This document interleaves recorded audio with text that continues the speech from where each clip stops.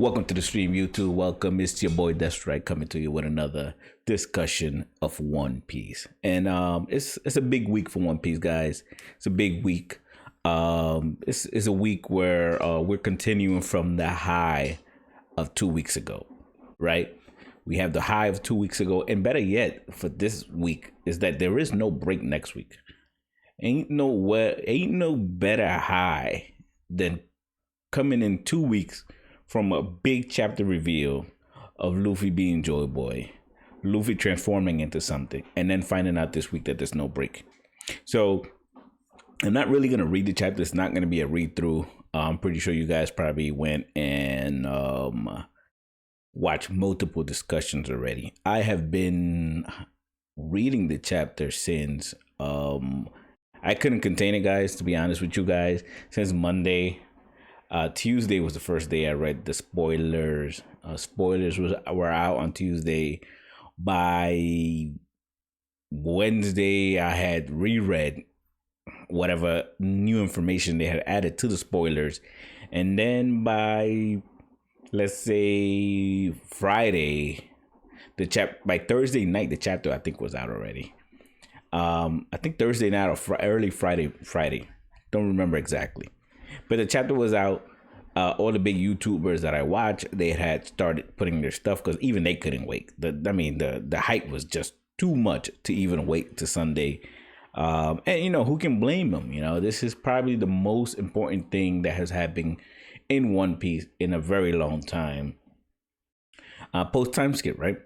Is huge, right? The implications of this chapter alone and around the main character is big, because if you watch any anime, what you really want is you want for the main character to have changes, and this is big, when it comes to just One Piece. So let me turn on my tablet here, and another thing I wanted to discuss.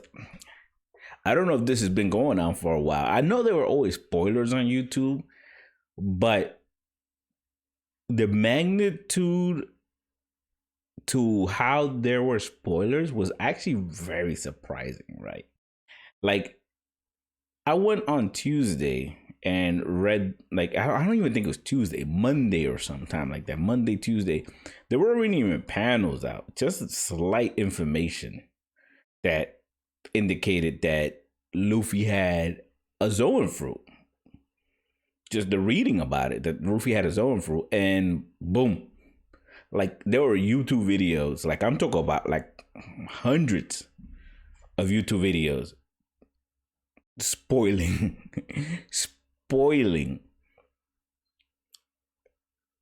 the chapter. I'm new to YouTube, but I've been watching videos and YouTube creators for a very long time. I don't think I ever seen it this bad. That was pretty bad. Like, I'm talking about the panels are not even out, and people are already showing, like, doing drawings and stuff like that, and thumbnails and spoiling, like big spoiler thumbnails. I mean, if you're a One Piece fan, come on, guys. I mean, I know you want to get views, and all of us want to get views. All of us want that clickbait. All of us want people to come and watch us. But you barely got any info, and you're already spoiling the chapter. You're spoiling the chapter. I think it was like Monday or something, Monday or Tuesday. I think it was like maybe like 3-4 lines of spoilers, and the Zoan fruit spoiled, and people were already out making videos, and they were like, "Oh, it's a Zoan," and blah blah blah, and I was like, wow, this is pretty bad, man. Like this is, I was looking at how many videos there were, and I was just going through the creators, and there was some people that already had like 44,000 views. And I was like, wow. I mean, to each his own. I mean, I'm not going to criticize, but, you would wait till at least, some panels or, more information is available. But that was enough for the people. I guess the earlier the better, right? So, who am I to criticize? Not that I would do it, but, I guess you have to get views, man, and that's the thing. But to be honest with you, I didn't know it was that toxic. I see it as toxic because the episode's not out yet, and you're out here sort of like just spoiling stuff with just what little information you have. Like, I mean, they hadn't even provided us much information, and people were already spoiling it. But whatever. So let's get on with the chapter, and let me give you a quick reaction reviews of chapter 1044. So the chapter opens. The chapter is titled Warrior of Liberation. We see a quick panel here of Jonji. I believe the other guy is, you see the Germa 66 here, and they're about to be experimented on, and there's a couple of people here. Octopus lady here. What's this here? They all got knives in their hands, and they're about to go into experimentation mode, man. So I feel bad for Sanji's brothers over here. So the chapter opens with Momo finding out that Momo discussing it and telling Yamato that Luffy is Joy Boy, and then we see a couple of panels of all Luffy's allies. Sanji getting up, looking up at the roof. We have Law, Kid, Old Man Hyo. We have Marco. They're looking up at the ceiling and they're saying, "What?" They're like, "Luffy," and it's like they sense him already, and it's big. And right after that, we move on to Sacred Marjo, and here we find out that very important things, and the reason why they wanted to get rid of Luffy, and they said that it was sort of like a lose-lose situation, but getting rid of Luffy was far more important than getting Kaido mad. Getting Kaido mad and dealing with his wrath is something that is bad, but it's not as bad as if Luffy would have awakened his fruit, right? So they discussed that that the Gum fruit actually has been evading them for 800 years. The Gum fruit has been they've been trying to get their hands on it, but every time they try to get their hands on it, it sort of evades them. And then one of the guys ends up mentioning, well, I mean, technically Zoan fruits have a mind of their own and they're a will of their own, and they're able to do that. So that's when we find out that Luffy fruit is actually a Zoan. Not only is it any Zoan, it's a human fruit. Mythical type model Nika. Big reveal, guys. And then we see a silhouette of Luffy. He's jumping around. He looks like Nika. And he's having fun with the moon in the back. So we do know that the moon has a connection with Nika and a lot of the story in general with Joy Boy. So it's a big reveal because I don't know what people feel about. There was a lot of reviews out there, theories out there that it was probably resin. It was this Uteron, which one that I thought was the closest one was that it was the oil resin theory. I mean, he was close, man. I mean. You know what? I can't say he was close. I mean, that's actually wrong for me because it's actually a Zoan, right? Luffy was not a Paramecia at all. He was a Zoan. He was, that ate the human fruit. And then they also mentioned that awakening this fruit has a ridiculous power. It's the most ridiculous power. Now, they don't say that it's the most powerful. They don't say it's the strongest. They don't say it's the most OP or broken. They just said that it's the most ridiculous power. Then we move on to Hiyori's panel. And I didn't really care too much for this part. It is part of the story. We do get a little bit more information regarding Hiyori and her fruit. And, it says... guys, if you hear a lot of hissing sound in the background, I would like to apologize for that instantaneously. This is, something that's going on. I am in the basement. I do have things going on back here. I think it's my washer going. I don't know how loud it sounds, but I want to apologize for that right away. And let me go on to read. And then we see one of the worst characters in One Piece, Orochi groveling for his life, and all of a sudden now he's turned around and he's saying, "Oh well, Odin was a good guy. I loved Odin too. We can it was Kaido. Kaido did this. Kaido was the reason for all of this. Groveling. What a slime ball, right? What a slime ball. Just anything. This guy is like the only thing this guy deserves is death, right? If there's one character that needs death, is him, right? He is Joffrey from Games of Thrones. Everybody wanted him dead. This is guy. That's Joffrey. Joffrey, cut his head off, please. Anyway, she gets upset. She's still strumming. She gets upset and she says, "Look, man, like you promised my father something and you didn't even do it. You guys lied. My father he ridiculed himself. My father was over there embarrassing himself, making himself look like an idiot, and you guys lied. And you guys told him, yeah, it was gonna happen. Not even that. You didn't even promise him what you was gonna give him. You could have kept the country. He wanted a ship to leave the country, and you promised him that you will give him access to a ship so he could get out the country, and you didn't even do that. You even went on your promise on that. So hold your tongue, you knave. Hold your tongue. Don't come out here talking all that nonsense, bro. Hold your tongue, you insolent fool. So then at that point, Kanjuro pops up, and all of a sudden, now we have Orochi here. He's done turncoat again.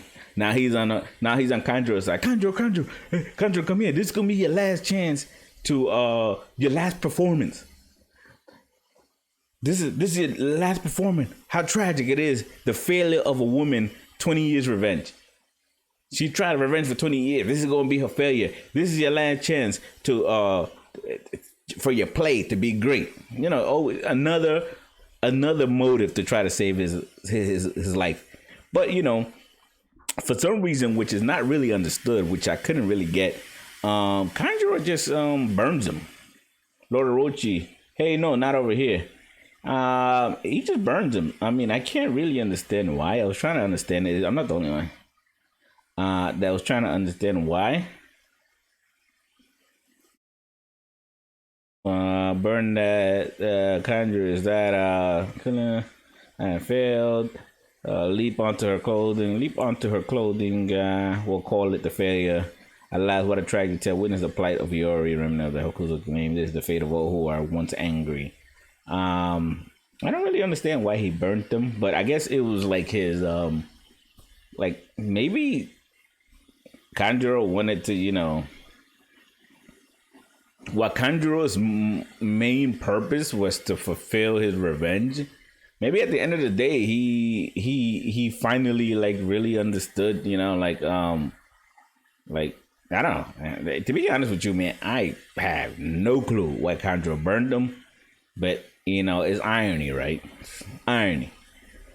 All right. So finally, we see Luffy, and he has all these weird shapes. His body is like twisted. He has the thing around his neck. His arm is kind of like twisted. He looks just weird, linky. And then he says, "This is the pinnacle of what I can do," which is Gear 5. Right there, we go into the hall where all like the warriors at, and then we see an arm. We see Conqueror's Haki sort of knocking everybody out. Conqueror's Haki's knocking everybody out. Kaido gets nervous. He looks up. Hand comes in, grabs him. Big hand comes in and grabs him, squeezing him like a doll. You can actually see there's a lot of like the plumes, like the air, like the clouds that were coming off of Luffy's. Same thing he has in Gear 4. Was sort of coming off of his.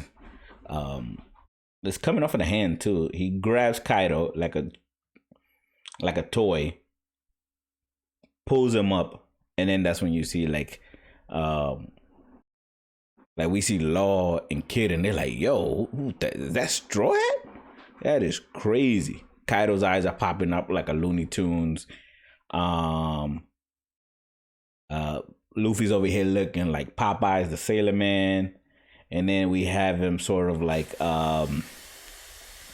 twirling Luffy, like sort of like you see in Looney Tune where Bugs Bunny is twirling somebody and then he's kind of like banging them from side to side. Luffy's looking real beastie over here, slamming Kaido. Then Kaido does a borrow breath, and he says, "Straw Hat Luffy, you survive." Then at the end of the day, there, with the borrow breath, Luffy picks up the ground like rubber and returns the hit back. Returns the hit back to Kaido. Let's see here. Then you see like Luffy fighting, and then you see Gear 5. Luffy, he's laughing. Like sort of like he can't even contain laughing. He's just laughing. And then you see Kaido finally apologizing. He's like, "I'm sorry about that idiot earlier. I didn't want to win that way. Don't sweat it. Let's finish this up." And that's it, man. To be continued. And that is the chapter, guys. So many things to discuss about this chapter. Many things to discuss. Let's see here. What can we discuss about the chapter? One thing that you notice is a change in Luffy's eyes. Luffy's eyes have changed. They sort of look like Sunisha's eyes, and also his eyebrows. His eyebrows are sort of curling like Sanji's. I don't know if anybody noticed that. That's something that they've been discussing all the time. That has been discussed in many reviews. His eyes are curled, and then there's something different with his pupils. Now, I don't know if anybody follows my Kaiju number 8 reviews and read throughs, but I mentioned that in that chapter there's always like if you notice like this in chapter we're in like chapter 19, 15. From 15 up, you start seeing a difference in like Ichikawa'S eyes changing. So if you watch Kaiju number 8, you notice that his eyes, not even him, like there's 3 characters already, actually four characters that you notice that when they like power up a little bit more, their eyes, the pupils change and they have like more concentric circles in there. So, the same thing that's happening with Luffy here. So like something with the eyes, something, that could mean something. Let me go to my notes here so we can discuss the chapter real quick. How many minutes we in? Like I said, we had 17 minutes. Just wanted to sort of review. I think I'm gonna have to come back in another video. I wanted to make this short, not too long. In another video, and sort of discuss some of the things that Oda could have been going with here, and we can talk about that. So this was just a reaction of chapter 1044.